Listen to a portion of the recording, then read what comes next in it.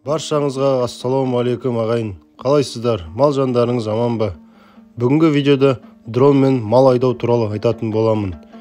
Яғни шамамен 2 айдай уақыт өтті арада осы дронмен малды айдап жүргеніме.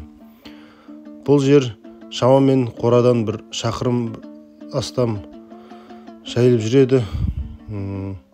Осы сиырларды айдайтын боламыз күнде, күрең сиырлар. Байқаған ақбас сиырлар үркімейді, көп жүрмейді екен, оған айдау қиын. Біздің күрең сиырымыз үркішек, сондай бір қашыңқыраған сиырлар. Солар қашып үйреніп бізге мысалы келіп тұр айдауға. Бірақ онда да бойдақ малдарды айда алмай жатырмыз қазір, уже үйреніп келе жатыр, олар үркімейді, қашпайды. Тек қана күнделікті сауында сиырлар үркіп жүреді. Онда да олар дейтін сол қораға барып үйренген сиырлар, тек барып дрон барса уже үйренді, тіке қораға қарай басады, олар үйреншікті болғасын. Енді дронның орнына жылқы алып, жылқымен айдағанға жететін нәрсе жоқ. Оған өзім көзім жетіп жатыр. Дронмен күнде ұша бергенде бір жағынан қызықты болмай кетеді, анда сонда болмаса. Жылқымен мал айдағанға жететін нәрсе жоқ. Малдың ақсақ, тоқсақ, көзі кеткен бәрін анық көре аласыз деген сияқты. Бұл жерде ондай нәрселерді көру қиын болады. Кішкентай болып точка болып жүреді. Сондықтан дронмен мал айдау келіңкіремейді. Біз енді білмей алдық, білмей жасадық. Көрейік деп сіздерге нәтижесін осы айтып жатқанымыз. Алдыңыздар деп айтпай-ақ қояйық енді.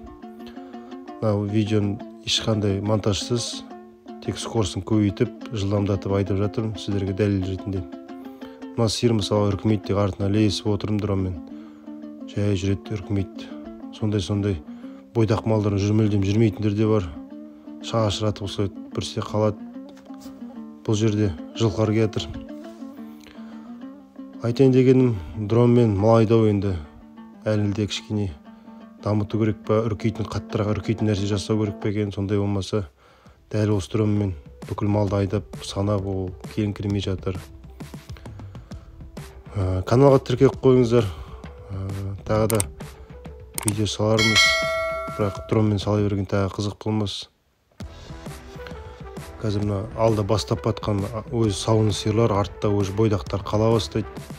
Оларды айдап керек емес, оған айдайын дегенше дронның батарейкасы өшіп те қалады мына жердегілерге. Мына жақта мысалы кетіп бара жатыр, олар қайырып жүрген батарейкасы бітіп қалады. Тек қана осы жердегі сауындыларды қайырып аламын болды.